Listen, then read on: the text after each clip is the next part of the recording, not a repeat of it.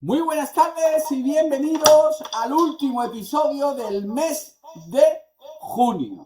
Ole, ole, ole. Ya queda menos para que llueva y haga frío, por Dios. Por Dios de los santos, qué alegría. Ya quedan menos días para que venga la primavera, el otoño y el invierno. Qué calorcita estamos pasando, ¿verdad ya? Bueno, aquí estoy yo fresquito, ¿eh? Aquí en mi estudio y en mi espacio de reflexión, ¿eh? Muy bien, pues vamos a tener el último episodio del mes de junio, un episodio muy atractivo, como la cara de mi primo, ¿eh? Muy atractivo, como el anterior, ¿eh? Yo sé que os gustó mucho el anterior porque me lo habéis dicho por el WhatsApp, que os gustó mucho esa andadura centímetro a centímetro por la maravilla del jardín de las delicias, del propio jardín del Bosco, ¿eh? Este mes ha sido, como os dije, muy potente. Yo creo que después de estar haciendo este curso desde el año 2019 hasta hoy, que es 2026, junio de 2026, que se dice rápido, ¿eh? ¿Vale? Yo tengo la sensación de que todos los episodios que yo realizo, grabo, me preparo en los meses de junio, julio y agosto son casi los mejores, diría yo. Ya sea porque me cobijo mucho de la calor, ya sea porque estamos, yo qué sé, en verano tú y a la fresquita, si no estás en la playa hoy domingo, que lo estoy haciendo en directo, o estás en casa viéndolo un miércoles, ¿vale?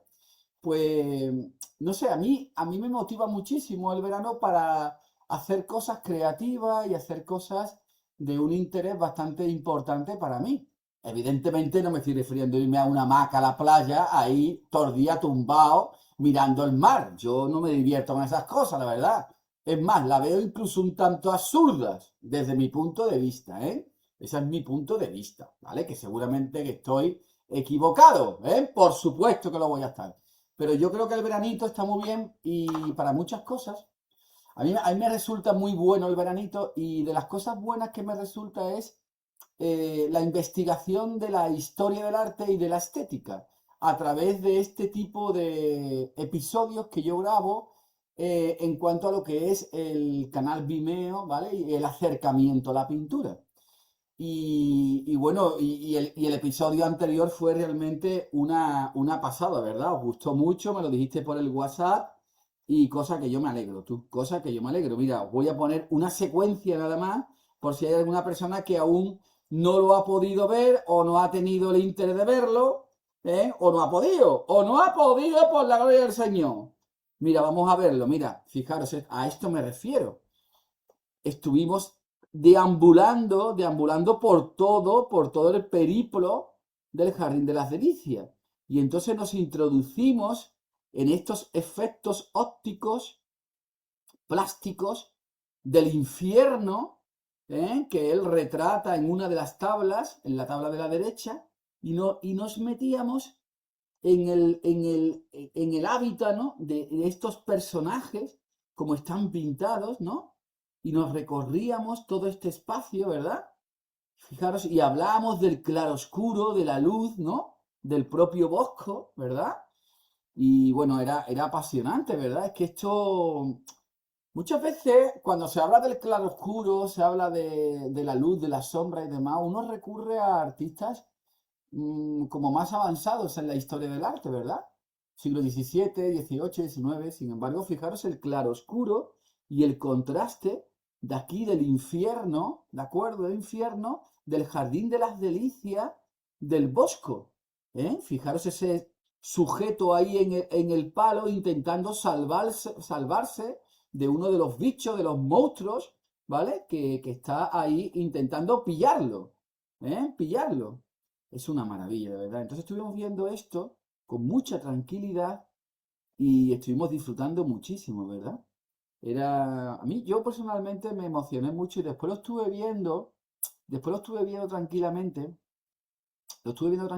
me pareció muy bonito, muy interesante, ¿no? Muy interesante. Ustedes sabéis que yo veo los episodios que grabo, los analizo muchas veces, los disfruto, ¿vale? Los disfruto porque yo al hacerlo los hago, los estudio, los analizo, pero no me da tiempo de disfrutarlo. Después yo me recreo mucho en los contrastes, me recreo mucho en las formas, ¿no? Mira, fijaros este detalle, ¿no? Del jardín, ¿no?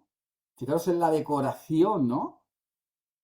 Claro, no me dio tiempo de adentrarme mucho, ¿verdad? Porque el episodio tiene una limitación de tiempo, pero bueno, lo que pudimos ver fue muy interesante, ¿eh? Fue muy interesante. Te animo a que lo busques. Si te metes en el canal Vimeo, ¿vale? Verás que es el penúltimo, ¿vale? Si este es el cuarto, el que te digo es el 13, ¿eh? Con lo cual, hoy tenemos otro episodio muy interesante, de verdad, muy interesante, que creo que te va a encantar, que creo que te va a encantar. Y, ¡ay, que me he salido, que me he salido! Qué tontorrón, por Dios! Disculpa un momentito que me he salido. A ver, no pasa nada, no pasa nada, no pasa nada, no poneros nervioso, ¿eh? Vamos a ver. Vamos a compartir pantalla. Ahí. Ole.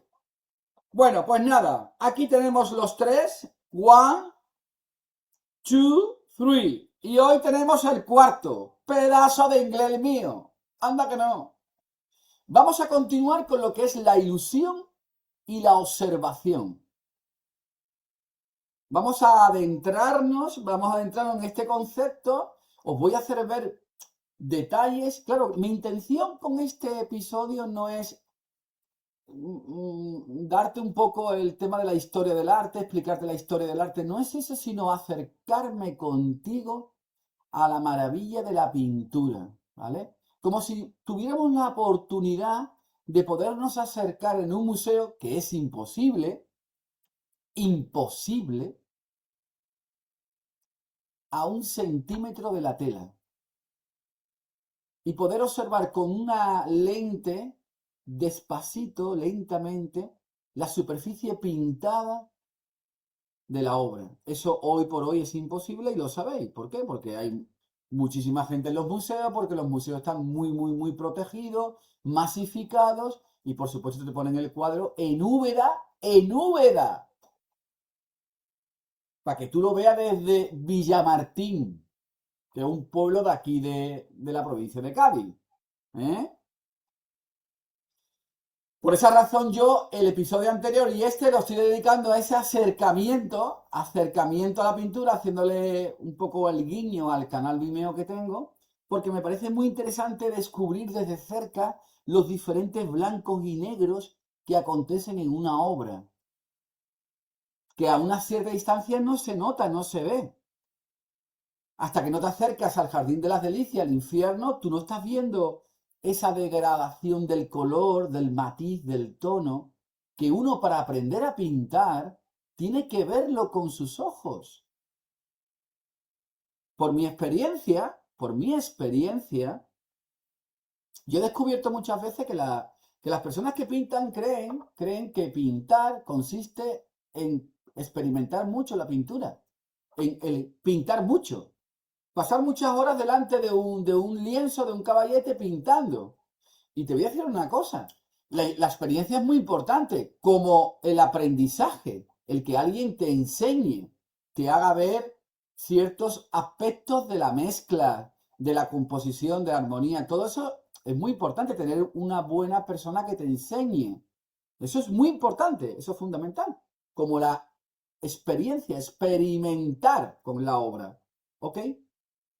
Pero algo también muy, muy, muy importante y muy relevante es el poder perfectamente experimentar con lo visual, viendo obra, viendo que tus ojos vean, contemplen. ¿Pero por qué lo digo? Porque en la contemplación nuestra hay un aprendizaje como semioculto, abstracto, en el que tú estás visualizando y tú estás entendiendo de alguna que otra manera, a tu manera, lo que está pasando. Mira, fijaros este retrato, autorretrato, dicen, de un tal Rembrandt, ¿vale? El otro día hablaba yo con una persona y me decía que Rembrandt no le gustaba. Y yo me quedé en silencio a punto de decirle, ¿tú te has hecho un chequeíto en la cabeza bien? ¿Te la has hecho? ¿Te han hecho un chequeíto? O sea, tú me estás diciendo que te gusta la pintura y no te gusta Rembrandt. ¿Qué cosa más rara? Hay gente pató. Le dije yo, digo yo, bueno, hay gente pató. Hay gente pató. Pues no hay gente para irse a la playa, joder, desde las 10 de la mañana hasta las 10 de la noche allí al sol, tumbar una tumbona, sin sombrilla y sin nada. Pues claro, pues hay gente como tú, le digo yo. En el mundo tiene que haber de todo. Por eso tú, ¿cómo te va a gustar Rembrandt, Juan? No, es que los temas son muy aburridos, me dijo. Pero si no es el tema, campeón, es la superficie pintada. Es la superficie, como está tratada. Fijaros cómo está tratada esta obra de Rembrandt con 23 años que decía, se dice en la historia. Yo siempre cuando os hablo de la historia del arte, os digo, se dice. Porque como ustedes sabéis, la historia del arte va cambiando. Los expertos van diciendo, este cuadro es del 29, este cuadro es del 15, este cuadro ya no es de Rembrandt, ahora es de Perico de los Palotes. Cuando pasan 20 años, no, ahora sí es de Rembrandt. No, todo así. Pero lo que no cambia, Joaquín, lo que no cambia es lo que tú estás viendo. Lo que no cambia es esto, campeón. Esto no cambia. Esta manera tan curiosa, tan, tan realista, tan impresionante de que con la punta, con el culo del pincel, con el culito del pincel, hacer en los cabellos de la melenita, ¿eh? De la melenita guapita que tenía este hombre con 23 años. En aquel pueblo de Holanda, o ciudad de Holanda, en el año 1629, según la historia. Esto no cambia. Alguien en el año 29 del 1600 se pintó a sí mismo de esta manera, con este impresionante estado lumínico de contraste y de realismo, por así decirlo, vamos.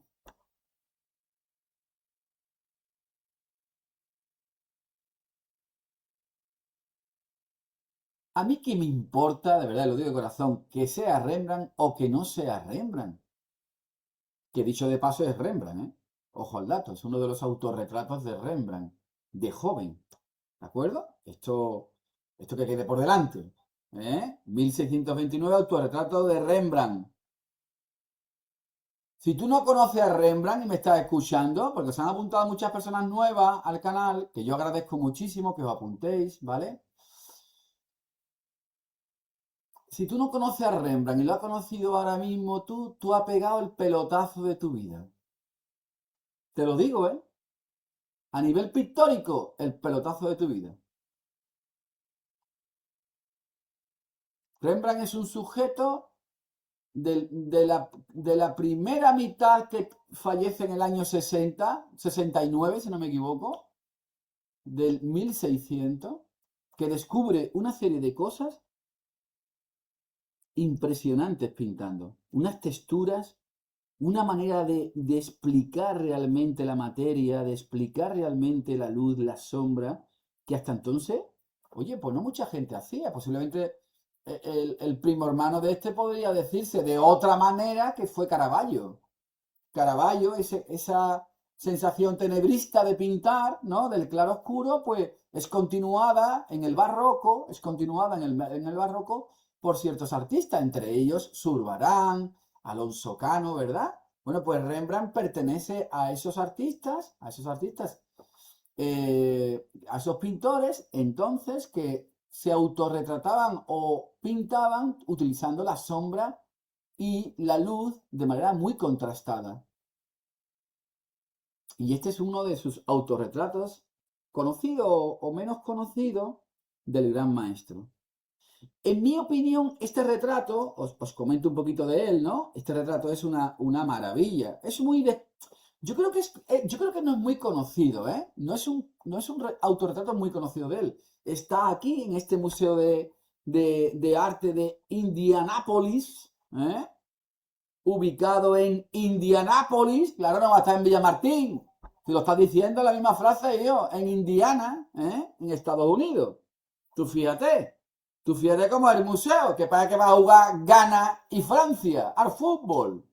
¿Eh? Maravilloso, maravilloso.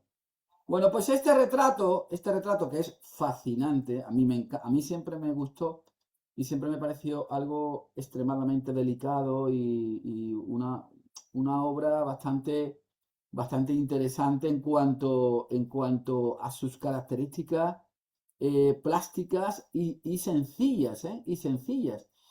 Lo que se dice de él en las redes sociales, lo que hay de historia, lo que hay de historia de él, es que dicen, esta imagen muestra el autorretrato de Rembrandt pintado alrededor del 1629 y exhibido en este museo, ¿no? Que os acabo de decir. Es uno de los primeros autorretratos conocidos de Rembrandt, uno de los primeros, realizado cuando tenía 23 añitos. Claro, 23 añitos en el 1629 es lo que es hoy 30 años o 32 años. Porque los 23 años del 1629 no son los 23 años de hoy en el 2026, ¿eh? No, no, no. Esta gente maduraba muchísimo más.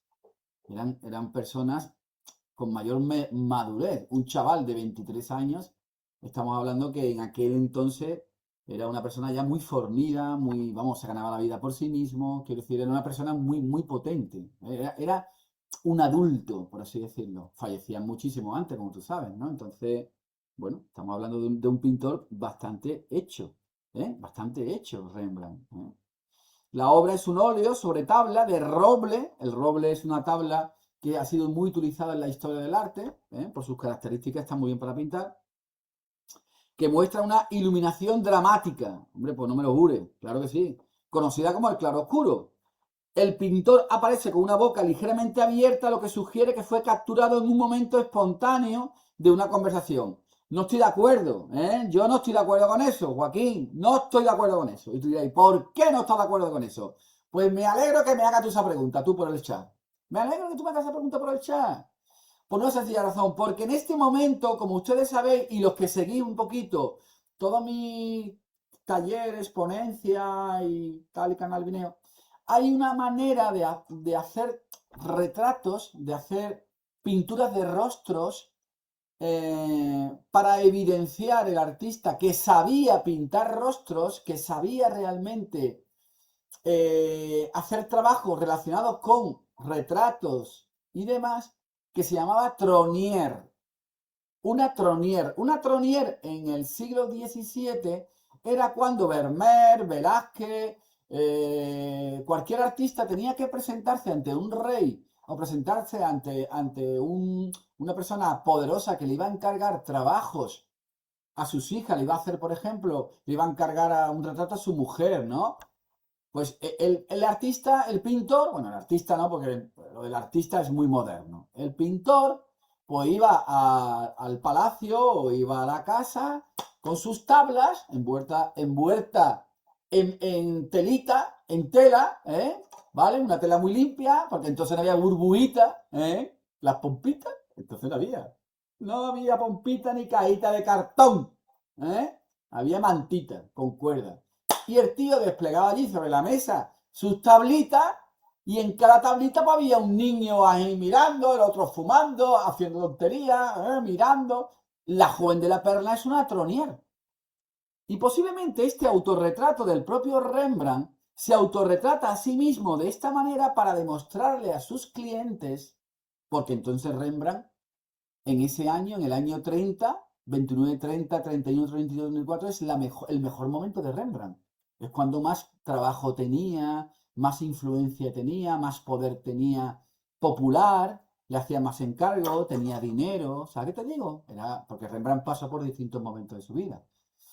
Y entonces posiblemente esta forma de pintarse él mismo con la boca entreabierta y los dientes así y como sorprendido era una manera de hacerse a sí mismo para demostrarle al público, para demostrarle realmente a las personas que le iban a contratar que él tenía capacidad de pintar la sorpresa, de pintar el entusiasmo, de pintar la observación y demás. Era una manera de, sí, como de decir, mira, este es mi nivel, ¿no? Y lo hacía a través de Tronier. Es bastante probable que este autorretrato tenga realmente esas características, ¿no? De no ser un autorretrato como tal, ¿de acuerdo? Por ejemplo, te pongo yo el autorretratos de Goyas, ¿no? De Goya o de Velázquez, o no sé, esos son autorretratos de verdad. Esto tiene como pinta de ser como una prueba que el propio artista se hace a sí mismo para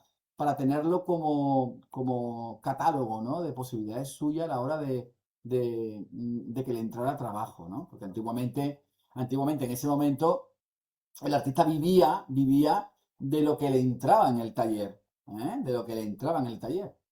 Entonces, esta maravillosa obra, Autorretrato de Rembrandt, una tabla bastante pequeña, ¿eh? Es una virguería, es una maravilla.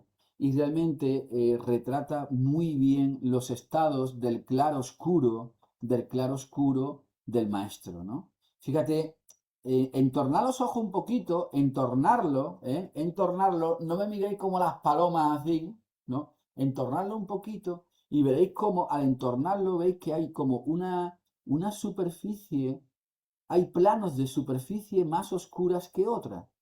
Fijaros bien. Mira, por ejemplo, esta superficie está como mucho más oscura que la que está justamente aquí, que bajando hacia abajo está como más clara.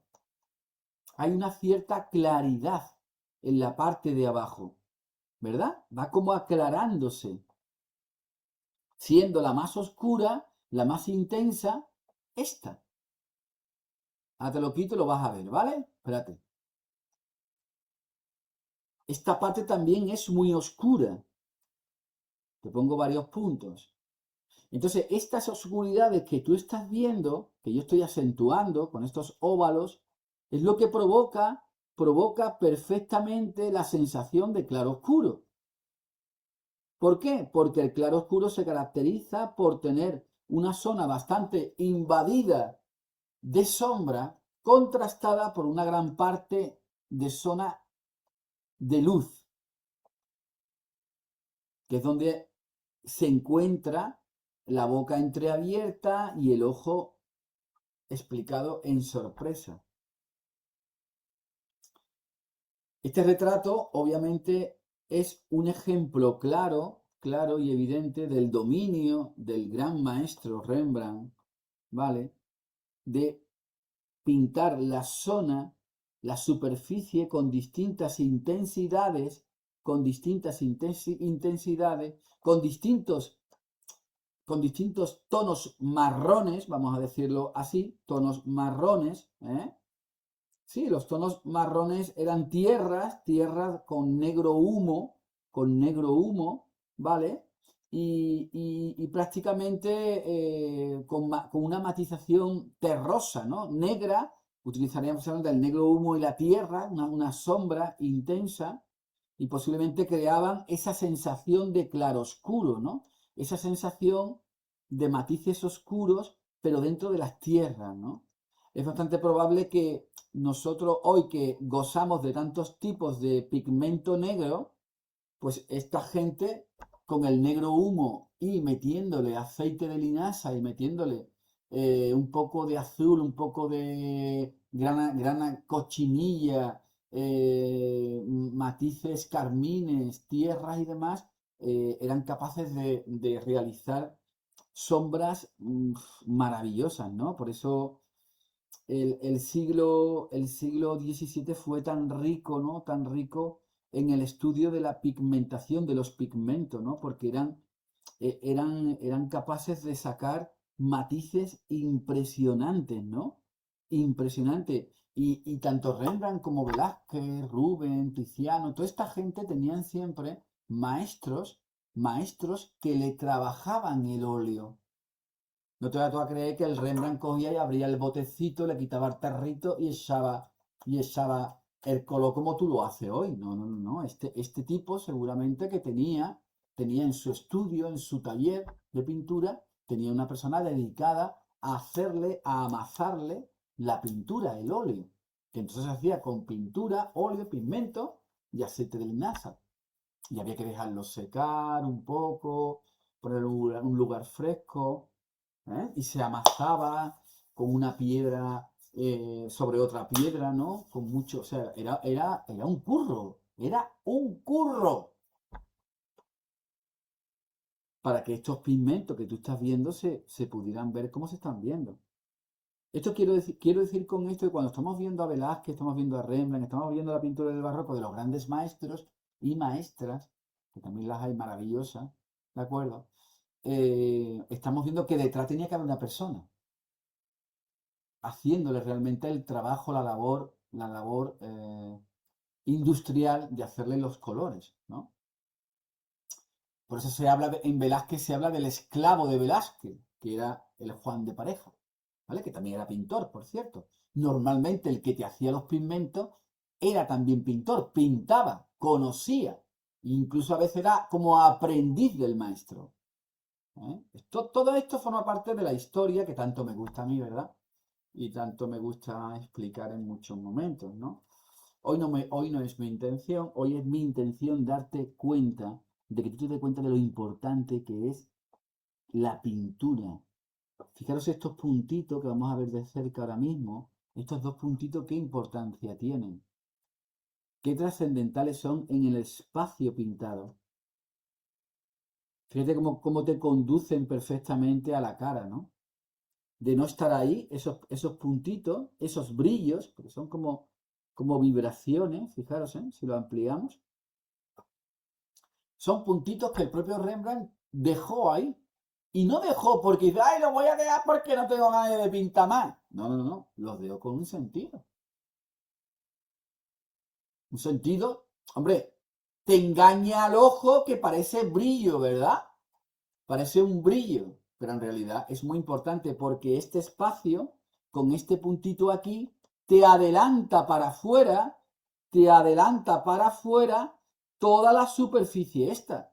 Te adelanta el puntito dichoso, te pone esto en un primer plano. Y el otro que está allí, te pone este en un segundo plano. Y entonces se ejecuta la percepción de la distancia entre plano y plano. Claro, si tú quitas los puntitos, pues el ojo no va ahí. Ahora te lo voy a quitar, para que lo veas. Ahora te lo voy a quitar. Mira,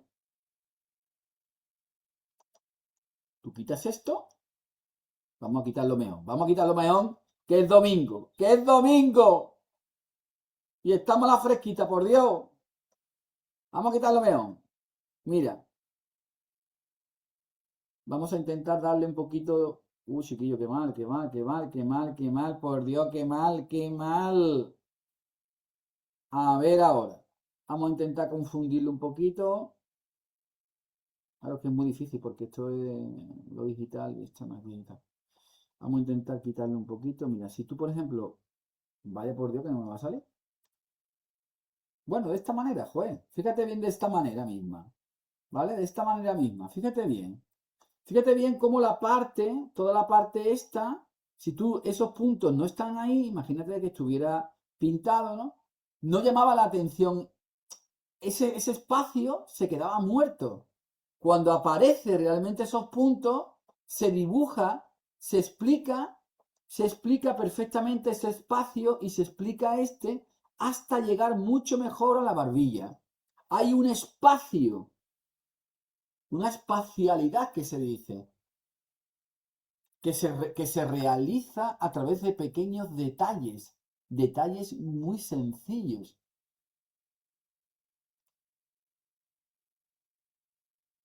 Esto está en la pintura del claroscuro y está en la pintura colorista. Mira, os voy a poner un detalle de un cuadro del curioso Paul Gauguin. Un momentito. ¿Vale? Para que tú veas cómo realmente esto también ocurre en Paul Gauguin. Estos detalles, ¿eh? Mira, te voy a poner, quiero que veas este cuadro de Paul Gauguin, ¿vale? Que también está allí en el museo donde está este autorretrato, en Indiana, ¿vale? Mira, fijaros, me estoy refiriendo a esta obra, ¿vale? El flautista en el acantilado. Tú fíjate, en el año 1889, el Paul Gauguin le da por pintar flautista en el acantilado, que alguien tuvo que decirle, escúchame, Gauguin, de nombre Paul, ¿a ti no te ha ocurrido darle más importancia en la composición al flautista, que un poquito más y se cae para atrás y no aparece en el cuadro? Alguien tuvo que decírselo. Pero el Gauguin, que era muy listo y un gran maestro, diría, no, campeón, si mi intención no es pintar al flautista, mi intención es pintar toda la amalgama de matices que tiene la montaña y que tiene realmente ese paisaje. A mí lo que me pone, a mí lo que me hace realmente pintar este cuadro no es el flautista, muchacho.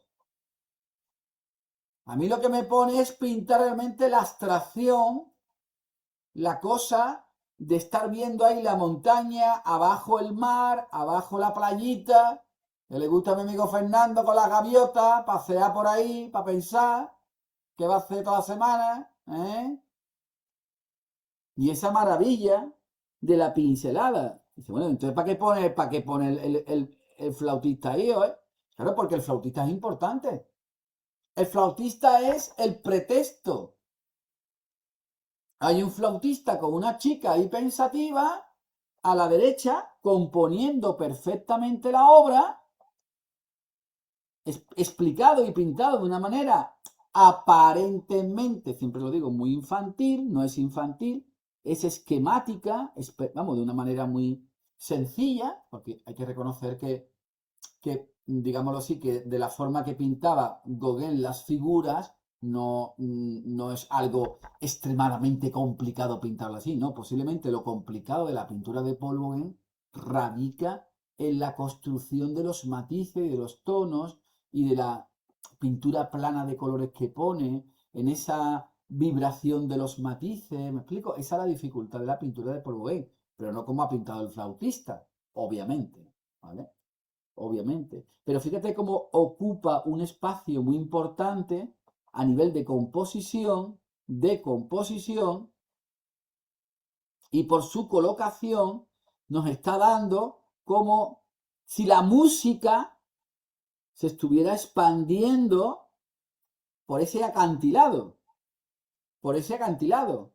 El propio flautista, ¿de acuerdo? Con su cabeza colocada de esa manera, pura composición, te hace realmente observar toda la parte del acantilado. Y qué interesante a nivel compositivo, y lo digo de nuevo, a nivel compositivo, como la niña, y digo niña o muchacha, porque tiene esa especie de cofia en lo harto, sombrerito, porque la carita, evidentemente, a Gauguin no le interesaba pintar una carita de una muchachita, ¿no? Él simbólicamente, como era muy simbolista, pinta ahí a una muchacha, una aldeana, ¿vale? Y la coloca ahí con esa cara semi-borrada, ¿vale? La mujer ahí está observando hacia afuera, con lo cual crea una composición visual también muy interesante.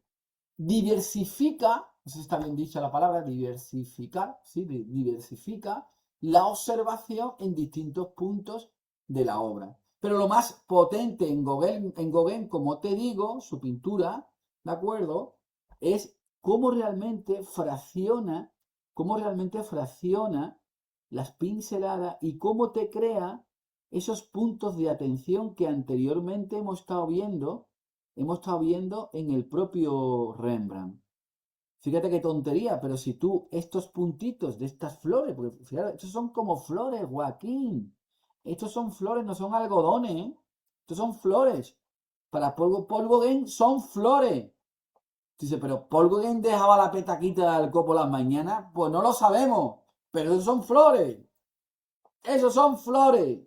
Claro, pero Polvo Game era, de verdad, y lo digo así, Polvo Game era admirado, era respetado por todos los impresionistas y por toda la gente que sabía de pintura por su entorno, ¿eh?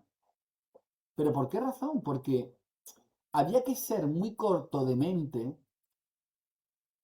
y no ver un Paul Gauguin y no darte cuenta de que este hombre sabía de colores, sabía de contrastes, de armonía. Todas las pinturas de Paul Gauguin son súper armónicas, súper raras, sí, pero muy armónicas, porque la armonía es fundamental en la pintura. Y esa composición que estáis viendo es una composición bastante extraña y bastante basada, como bien sabéis, y también bastante basada un poco en la pintura japonesa. Usted sabe que, como ya os he explicado muchas veces, estaba como muy influido en la pintura japonesa, ¿no? Entonces él jugaba, él hacía una pintura muy personal, muy personal.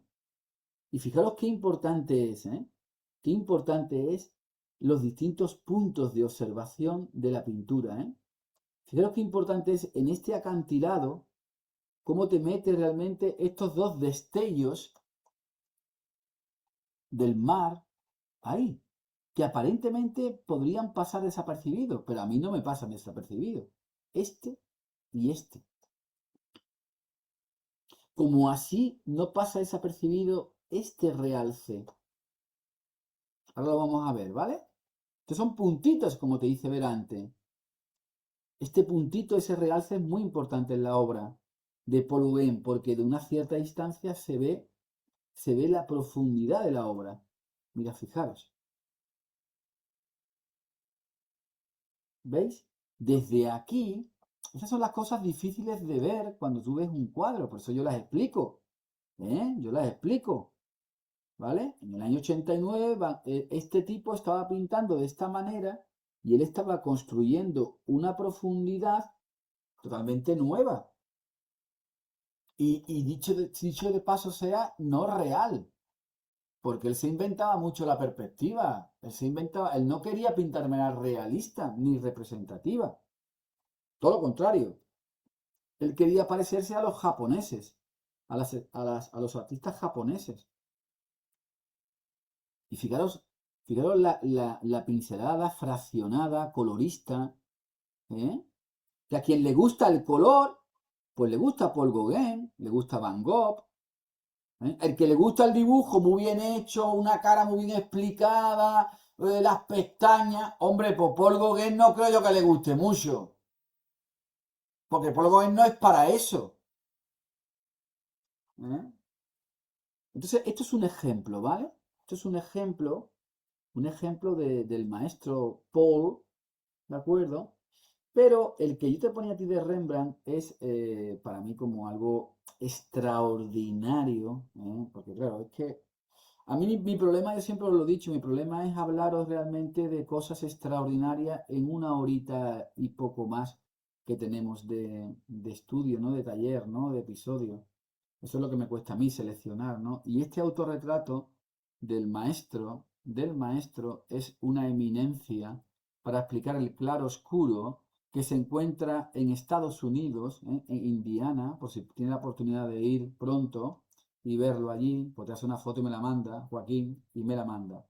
¿Vale? Pero mira, ahora vamos a seguir adentrándonos en la pintura, ¿vale? Nos vamos a seguir adentrándonos en la pintura de una manera muy especial, observando realmente la grandeza de un paisaje. Os he estado enseñando ahora mismo hace un poquito el paisaje de Paul Gauguin, ¿verdad? Yo sé que Paul Gauguin no gusta mucho, yo lo sé, de verdad, ¿eh? A la prueba. Tú cuando tengas delante tuya gente que le gusta pintar y demás, le dices, oye, escúchame, a ti, Del momento de los impresionistas, posimpresionistas, ¿a ti quién te gusta pintando? A ver y te encuentras tú mucha gente que te diga a mí Paul Gauguin. Eso es muy raro. Te dirán Van Gogh, te dirán Monet, te dirán, me explico, pero Gauguin no suele gustar mucho, ¿vale? Algún día vamos a hablar sobre esto, ¿no? Sobre los gustos populares, ¿de acuerdo? ¿Por qué le gusta a la gente mucho Monet o Van Gogh? ¿Eh? Bueno, pues tal como pintaba el propio Van Gogh, Paul Gauguin en sus montañas, fijaros en este paisaje que tenéis por delante ahora mismo. Este paisaje está extraído de una secuencia de una obra de Leonardo da Vinci. Afortunadamente, esto es un retal de un fondo de una obra muy conocida de Leonardo da Vinci que se llama Santa Ana, la Virgen y el Niño. Y esto es lo que acontece en la parte de atrás.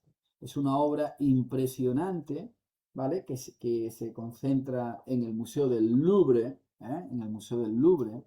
Es una obra que mide 168 por 112, pintada en el 1510, dicen, y que hoy por hoy está restaurada. Se restauró no hace mucho.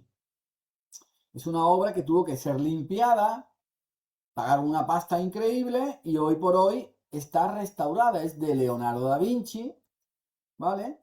Y es una tabla impresionante, una obra muy interesante que hay dibujos, bocetos, cartones.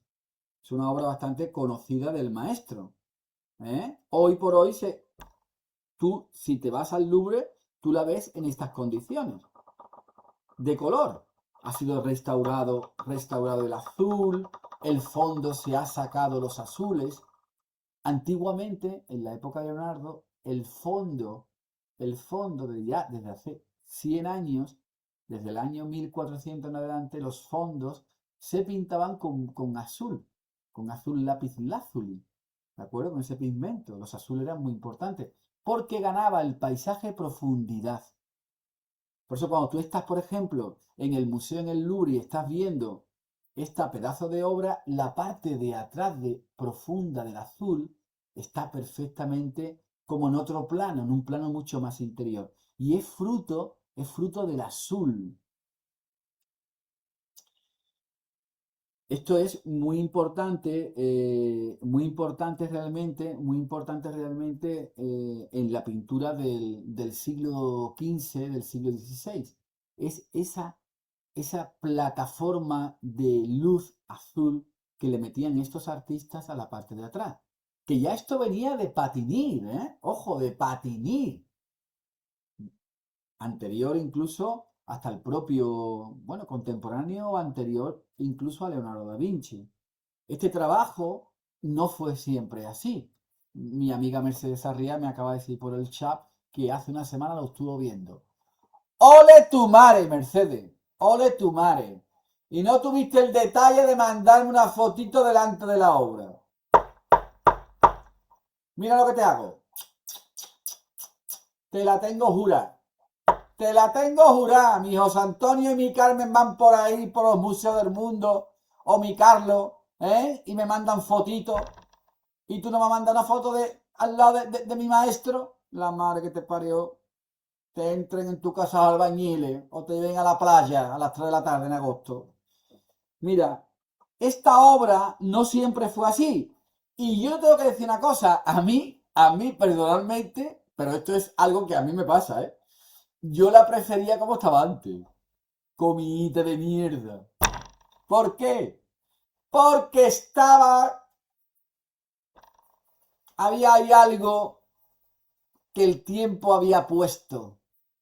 Porque como yo decía en el primer librito, ¿no?, que hice en el año 2019, el tiempo pinta. A veces pinta mejor y a veces pinta peor. Y en este caso, la pintura que había del tiempo, los churretes, los barnices, la suciedad que tenía esta tabla era muy interesante. Y hoy la vamos a ver Vamos a verla durante un ratito como estaba antiguamente, ¿vale? Los matices que se creaban entonces, ¿vale? Cómo se deterioró tanto la tabla que la tuvieron que restaurar y limpiar, ¿no? Estamos hablando, como te digo, de Leonardo da Vinci, una habla sobre todo tabla, se mete en el Renacimiento, claro, porque es el 1510, 1512, ¿de acuerdo? Y bueno, esa es una tabla que sale de un estudio, de un cartón. Evidentemente, Leonardo no hacía este cuadro porque él quería hacerlo. Él hacía esto porque la iglesia se lo pedía, porque había clientes que se lo pedían, y evidentemente era muy como muy, para el público era muy importante ver un trabajo entonces de Leonardo da Vinci. Mira, y de hecho el propio Leonardo da Vinci pasa la historia. Ustedes sabéis que un poco la persona que escribía de los artistas entonces era Vasari, Giorgio Vasari, que era pintor, entre muchas cosas era pintor, escribía sobre sus contemporáneos. Giorgio Vasari con V. Si tú quieres saber sobre Miguel Ángel, Rafael, Leonardo, búscate las historias, las biografías, los escritos de los artistas de Giorgio Vasari. Eso es yo lo he estudiado mucho en Barcelona y lo he leído mucho, lo tengo mucho por ahí por la biblioteca y lo he leído muchas veces y demás, y él daba sus impresiones, él deja sus impresiones sobre los grandes maestros. Era muy pro de Leonardo, no tanto de Miguel Ángel, con lo cual, bueno, pero es interesante, ¿no? Y Vasari, tengo aquí un escrito de él que deja sobre esta obra, fijaros la obra, qué cosa, así es como estaba antiguamente, ¿eh? Así es como estaba antiguamente de sucia. Este pedazo de foto que vuelvo a tener de 70 y tantos megas me permite acercarme muchísimo a la obra. Pues Vasari decía, finalmente, dice Leonardo, o sea, pongo aquí, Leonardo en el 1500 se decide hacer un cuadro a partir del cartón de Santa Ana, que está en el National Gallery, que te lo voy a enseñar ahora mismo, que había ejecutado 10 años antes, que había suscitado la admiración de los florentinos. Estas son anotaciones mías, ¿de acuerdo? Yo tengo mis cuadernos. Finalmente, esto lo dice Vasari en su libro, que lo tengo anotado, sacado del libro de Vasari. Finalmente hizo un cartón representando a la Virgen, a Santa Ana y a Cristo. Un cartón. Del cartón que os voy a enseñar después, saca el propio Leonardo esta obra. Dice, no solo este cartón llenó de admiración a todos los artistas, sino que cuando estuvo acabado fue expuesto durante 2 días, a la curiosidad de todos, hombres, mujeres, niños y ancianos, quienes iban a verlo como se hace en las fiestas solemnes. Todos quedaron admirados, porque en el rostro de la Virgen había una sencillez, una belleza y gracia que caracterizan a la Madre de Cristo, así como una modestia, humildad mezclada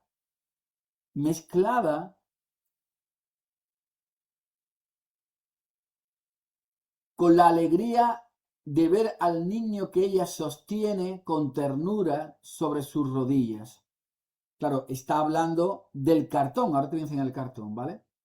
El cartón es un estudio. Al mismo tiempo, su mirada se dirige hacia el pequeño San Juan, que está jugando con un cordero, mientras que Santa Ana expresa a través de su sonrisa la inmensa alegría que siente al contemplar a su descendencia. Santa Ana está aquí. La Santa Ana está diciendo, no me come nada el niño. Consideraciones todas estas que, como ya se sabe, forman parte de la naturaleza del talento de Leonardo. Dejó escrito Vasari. Claro, del cartón que se está hablando aquí es este del cual sale esta obra. Te lo voy a poner. Te lo voy a poner. ¿Vale? Porque te estoy hablando de un cartón que tú ya habrás visto. Claro que el cartón hoy por hoy, en las condiciones que está el cartón, pues no se ve nada, ¿eh? No se ve nada. Pero bueno, te la voy a poner por delante. De aquí sale la obra que estáis viendo. Aquí está. Este es el cartón. Este es el famoso cartón que está en el National Gallery, del cual sale realmente la obra que te estoy enseñando. Un cartón estudio. Te voy a decir una cosa. Es bastante probable que cuando Leonardo expuso este cartón no estaban en estas condiciones. Por lo que te he dicho antes, porque el tiempo pinta. Tú imagínate este cartón en el año 1510. Desde el 1510, Joaquín, hasta el año 2000, han pasado, ya te digo, 500 años. En 500 años se ha deteriorado el cartón, se ha ensuciado, Claro, ¿me explico? Por eso nosotros cuando vemos hoy estos cartones, no estamos viendo realmente la obra del maestro, estamos viendo lo que queda de la obra del maestro. Ese claroscuro, esa secuencia como sucia, esas manchas de... Esas manchas. Fijaros cómo está realmente el cartón. Este cartón, como ustedes sabéis, estaba concebido para que sirviera de calco sobre la tabla para pintar la obra. Este cartón era el que se ponía sobre la tabla y con un punterito se iba metiendo realmente, se iba metiendo y se iba como clavando para traspasar, para calcar el dibujo. Eran cartones que servían para esto. Posiblemente a Leonardo no le hizo falta hacer eso porque esto más bien es como una especie como de estudio. Leonardo es que era muy diferente a todo el mundo, joder, porque el Botticelli, el Francesca y toda esta gente hacían un dibujo, un cartón, mejor o peor, lo taladraban, lo ponían en su tabla y hacían el cuadro. Leonardo no, Leonardo lo borraba, le metía mancha y hacía cosas mucho más extrañas, ¿no? Este es el cartón del cual está hablando Vasari, que supuestamente este cartón estaba en unas condiciones muchísimo mejor a las que está hoy por hoy. Un cartón es un estudio, ojo, no una obra acabada. La obra acabada es esta, la que te estoy enseñando. Que hoy por hoy contemplamos de una manera extraordinaria, limpia, ¿eh? Es esto, ¿vale? Claro, tú me dices a mí, David, ¿y en qué se parece el cartón a esto? Hombre, pues, claro, si tú estudias sobre la obra esta de Leonardo, tú vas a ver muchos estudios, ¿sabes? Vas a ver muchos estudios, muchos dibujos, cómo realmente, cómo realmente se representa la obra, cómo va cambiando, cómo el maestro va cambiando de opinión, ¿sabes? Y hoy por hoy se ve así, con esa luminosidad.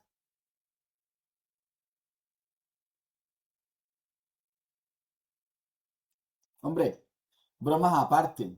Yo te he dicho a ti antes que yo prefiero la tabla sin restaurar, pero esto es una coña mía porque me gusta lo abstracto, me gusta lo sugerente, me gusta, yo qué sé tú, porque a veces uno se olvida, ¿no?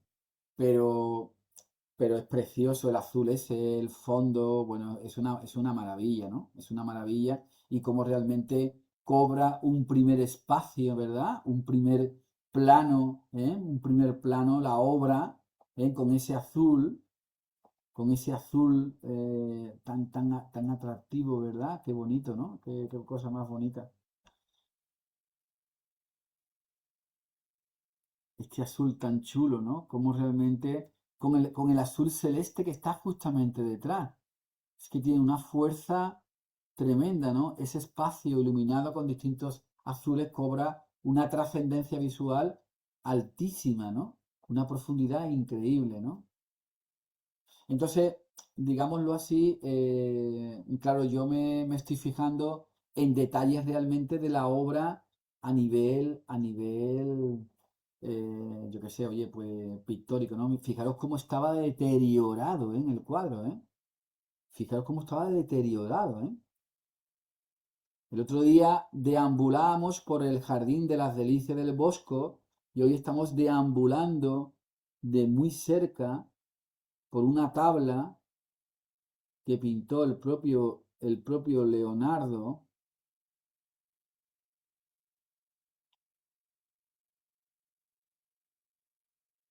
Y fijaros las manchas. Por cierto, el corderito no lo pintó Leonardo, el corderito lo pintó otro. Porque Leonardo no terminó la tabla del todo, ¿sabes? No la terminó y dice la historia que el cordero la pintó otro pintor.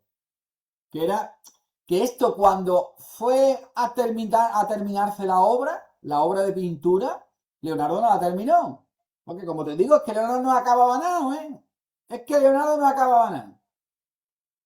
Y el corderito lo pintó otro pintor. Eso dice la historia, ¿vale? Y fijaros la belleza de la pintura, que sí, que yo sé que está deteriorada, ¿vale? Yo lo sé.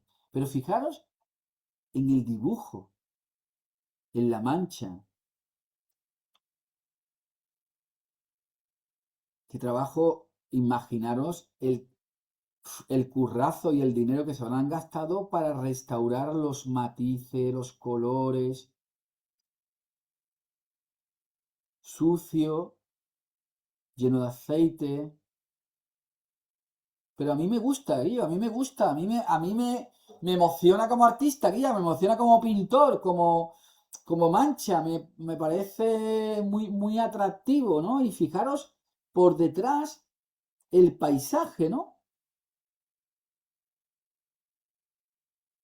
Que muchas veces, mira, los restauradores dicen que prefieren dejar la tabla así. ¿Por qué? Porque al pintarla, al tú restaurarla y pintarla, le quitas una parte de verdad que la obra todavía trae de aquel momento. Hay una parte de la restauración de los restauradores, cuando yo he hablado con ellos y demás, que dicen, pues yo prefiero que la tabla no se repinte, no se pinte. Tú puedes coger una tabla y sanarla y quitarle ciertas manchas, ciertos hongos, ¿no? ¿Vale? Sí, pero de ahí a pintarla, ¿no? Como, pues es otro paso, ¿no? Y bueno, yo no entiendo mucho de restauración, entonces no te puedo decir, pero sí es verdad que cuando tú ves esto, fijaros, ¿eh? Es que parece un cuadro abstracto, oye. Parece una construcción abstracta de hoy día, ¿no? La belleza de la propia abstracción es la que yo encuentro aquí, ¿no? Creo esos escarpados que se pintaban entonces, emulando un poco el desierto, emulando un poco toda la parte, los ricitos del niño, que para que le han hecho un trabajo bueno. Esto te va a dar una peluquería y le dice al peluquero, hazme esto, y te cobra el niño 86 euros. 86 euros me cobra a mí por hacerme los ricitos estos. Mira la cara de Jesús, ¿eh? Y la cara de Santa Ana es para comérsela. La cara de Santa Ana con el velo por delante, fijaros, ¿eh? Totalmente perdido. Y fijaros, ¿eh? La tabla está, ¿veis la raja de la tabla? Está rota. Hoy afortunadamente, y lo digo así, pues está ya restaurada y está, oye, pues está para que dure 1000 años más, ¿no? Imagino, ¿no? Quiero yo pensar, ¿no? ¿Eh? Lo que sabemos de ella, como te digo, es esto, ¿no? Es una pintura al óleo de Leonardo representada a su hija, la Virgen María y el Niño Jesús. Cristo es representado abrazando a un cordero, lo que simboliza su pasión, ¿eh? Simboliza la pasión, ¿de acuerdo? Mientras que la Virgen intenta retenerlo. Esta tabla mide 168 por 112. Se encuentra en el Louvre, ¿eh? Entonces, esto es lo que sabemos de la tabla. Lo que yo extraigo de lo que leo y demás, un poco viene a hacer esto. No se sabe con exactitud quién encargó esta obra ni cuándo. Actualmente data del 1508-1510. Generalmente se considera que fue un encargo para el retablo de la Basílica de la Anunciata en Florencia. No obstante, en la página web del Louvre se defiende la tesis de que fue un encargo del rey Luis XII de Francia para agradecer a Santa Ana el nacimiento de su primera hija, Claudia, en el 1499. Pero Leonardo tardó mucho tiempo en realizarla y la hija murió. Entregó el babi. Y Leonardo no entregó el cuadro, obviamente, no lo entregó. El tema de Santa Ana, la Virgen y el Niño, había ocupado a Leonardo desde hacía tiempo. Y de hecho hay muchos estudios, dibujos y demás. ¿Eh? En efecto, se conserva en la Galería Nacional de Londres el cartón de Burlington House, que es el que te acabo de explicar antes, de hecho que te ve antes, que incluye las tres figuras, además de un niño representando a Juan el Bautista. Dice, hubo otro esbozo anterior, hoy perdido, que se exhibía en la iglesia de Santísima Anunciata del 1501. Claro, que se habrá perdido. De hecho, la propia Santa Ana tiene el rostro de la propia de la propia Gioconda. Finalmente, Leonardo realizó esta pintura en los últimos años de su vida, cuando estaba preocupado por las matemáticas y otros asuntos. ¿No? Porque Leonardo estaba en mil cosas a la vez. Quizá por estar pintada en la época en la que Leonardo se dedicaba a la Gioconda, existe un gran parecido entre el rostro de la Mona Lisa y Santa Ana. Y es así, se parecen. Las exigencias que planteaban esos otros intereses hicieron que la pintura quedase incompleta, siendo de otro pintor la figura del corderito, que te acabo de explicar yo antes, que posiblemente estaba tan solo delineada con un color neutro. Ahora, y el que tenía el cuadro dice que yo ven para acá, ven para acá, Fernando, ven, píntame el corderito, ¿no? ¿Vale? Y pintó el corderito, se quedó. Eso lo han hecho un montón de pintores en un montón de cuadros. En el 2011 ha sido sometido a una restauración que ha suscitado polémica debido a la viveza de los colores desvelados. Claro, es lo que estoy diciendo yo. Es lo que estoy diciendo yo. Si bien el proceso fue supervisado por expertos extranjeros, los resultados han provocado discrepancias, dimensiones y muchos dolores de cabeza. Hombre, pero leche, pero claro, es que hoy haga lo que haga te van a criticar. Entonces, si lo vea comido de mierda, te van a criticar. Y si no lo vea comido de mierda, también. Esta obra está desde el 1810 en el Louvre. Posiblemente antes nadie la conocía. Se parece a la Gioconda, la muchacha. Y esta obra que estáis viendo es la que hoy estamos viendo en el Louvre. Que mi merced es la que ha estado disfrutando ella. Esto pasa con la Gioconda que está en el Louvre y la Gioconda que tenemos aquí del taller de Leonardo en el Museo del Prado. Un poco pasa eso, que cuando tú ves la del Prado dices, esto que tiene que ver con la Gioconda. Pero es que la Gioconda tiene muchos churretes, Joaquín. Tiene muchos churretes. El día que le den un limpiadito a la Gioconda, yo estoy harto de decirlo, ahí van a salir ovnis, ovnis del cielo. ¿Vale? Bueno, ¿y qué me dice a mí del Juan Bautista? Del Juan Bautista. Vamos, porque si interesante es la tabla esta, sin restaurar, porque una vez restaurada ya es otra cosa, ¿eh? Maravillosa, por cierto, impresionante, pero otra cosa. El Juan Bautista que tenéis delante de Leonardo da Vinci, de 69 centímetros por 57, que también está en el Louvre, algún día se restaurará, porque ahora mismo tiene un color amarillito que parece que le ha entrado una enfermedad rara. Y fijaros el cuadro en sí, ¿eh? Esto es otra foto de alta resolución para que podamos visualizar el cabello de Juan el Bautista.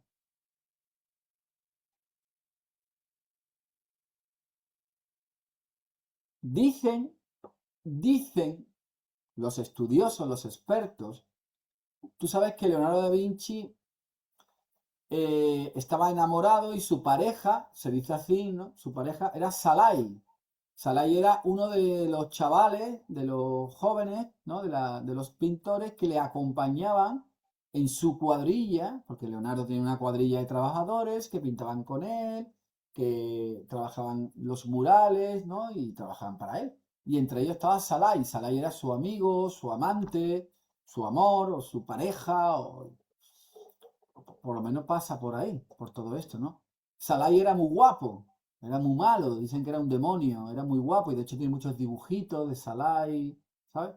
fue el que heredó todo lo que dejó a la muerte en el 1519, lo heredó a Salai, por cierto, ¿de acuerdo? Entonces, este Salai, dicen que el retrato este procede de la carita de Salai, porque el Leonardo estaba enamorado del Salai, y de hecho no lo dejó nunca, y mira que era unido de su madre, el Salai. El Salai era un personaje, un personaje. Tú te pones a leer la vida, la biografía que hay de Leonardo y el Salai era uno bueno. El Salai era uno bueno. Bueno, pues este perdía las carnes por el Salai. Y este retratito, dicen que era del guapo de Salai. Fijaros, ¿eh? Que todavía mantiene incluso un cierto aire, a mí me parece, de la Gioconda, ¿eh? Y mira, señalando a lo divino, al cielo, ¿vale? Este Juan Bautista es súper, está comido. Esto os lo pongo yo para que ustedes veáis lo importante que es restaurar, ¿vale? Ahora te estoy hablando con la conciencia. Ahora te estoy hablando posiblemente con la persona que hay en mí que quiere que las obras se restauren para que mi hija Laura, cuando vaya con sus hijos, o los hijos de mi hija Laura vayan con sus hijos al Museo del Louvre, a donde sean, que vean este cuadro limpio, ¿vale? Porque es muy importante restaurar las obras, ¿no? Y esta obra está en unas condiciones muy malas, ¿no? Y fijaros qué condiciones está la tabla que apenas se aprecia, ¿no? Apenas se aprecia el fondo ni el primer plano. Una de las cosas que se visualiza muchísimo en la pintura de aquel momento del 1500 es que los planos de atrás eran muy importantes para explicar la profundidad de la obra. No se podían colocar de una manera, el fondo no tenía por qué ser tan oscuro porque entonces perdías totalmente, por así decirlo, la profundidad. Esta manera de pintar es lo que va a suceder en el 1600 con Caravaggio. 80 años después o 90 años después lo que es el tenebrismo. Pero Leonardo da Vinci no era tenebrista. Para nada era tenebrista. Leonardo da Vinci y toda la tropa que pintaba al lado de él eran personas que necesitaban construir un espacio iluminado por detrás del sujeto que pintaban. Es por lo que el día que se restaure este Juan Bautista del propio Leonardo da Vinci, se va a descubrir un espacio tremendamente interesante ahí atrás, ¿eh? Pero bueno, es lo que tiene la restauración. Es lo que tiene la restauración. Tú estás viendo una obra toda tu vida así y cuando tienes 80 años, imagínate, la ves de esta manera. Pues te cae al suelo. Porque ver la obra de esta manera a verla de esta otra no tiene nada que ver. Nada, absolutamente nada que ver. Son dos cosas, dos experiencias totalmente diferentes. Y fijaros qué importante es muchas veces lo que os explico de los planos de luz, que en el caso, si yo es una de las cosas que he explicado, cuando he ido a los museos, he explicado muchísimo en los museos. En los museos yo he explicado mucho porque se ve muy bien cómo este pie está antes que este y después está este. En la iluminación del pintor sabe perfectamente que le tiene que meter 3,4 de luz a este meterle 2 y a este 1 para que se fomente realmente el movimiento en la obra. ¿Me explico? Esto es algo que se ve perfectamente en las pinturas que se hacen. Es ese, con la iluminación se va como colocando realmente el interés y la movilidad de la obra. Se va dando como realmente esa sensación de espacialidad y de movimiento. Es por lo que es tan importante también restaurar los cuadros, porque tú al restaurarlo, tú ves la obra en su plenitud como fue concebida.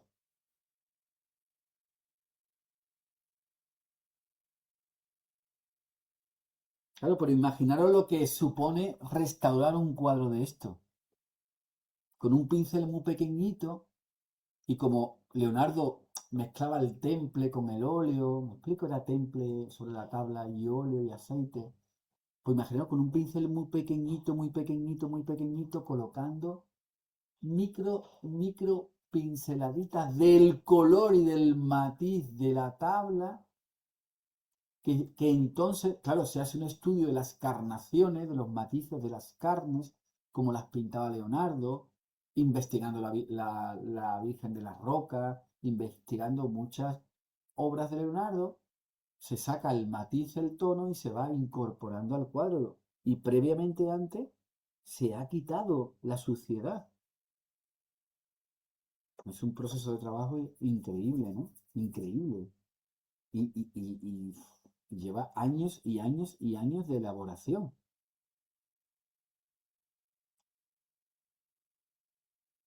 Y es algo precioso, ¿verdad? Es algo extremadamente maravilloso. Pues este será el episodio de hoy. ¿Qué te ha parecido? ¿Te ha gustado? ¿Eh? Llevamos aquí desde las 8:30. Son casi las 10 de la noche ahora mismo. ¿Eh? No quiero abusar de tu atención. No quiero abusar de ti ni de tu prestación de tu atención. Te la devuelvo de verdad, con muchísimas ganas de que hayas aprendido algo nuevo, ¿eh? De que hayas disfrutado también conmigo este mes de junio. Me encantaría y te pido por favor que te apunte en julio, porque tengo más contenido muy bonito, muy atractivo, para contemplar tranquilamente una tarde a la fresquita o una mañana también. Con lo cual espero que te abones este mes también al mesecito por solo 20 euros, son 4 episodios, no es nada extraordinario, ¿verdad? Y espero contar contigo, ¿vale? Y seguimos por esta ruta, Por esta ruta, ¿de acuerdo? Que hemos marcado, ¿ok? Ah, mira, antes de irme, quiero tener este pequeño detalle. En el Prado, yo siempre me acuerdo de las personas que estáis por Madrid, ¿vale? Me estáis viendo. En el Prado tenemos esta obra del taller de Leonardo da Vinci, Santa Ana, la Virgen y el Niño. Está en la sala 052B, ¿de acuerdo? Mide 105 por 74. ¿Eh? Es un óleo sobre tabla pasada a lienzo.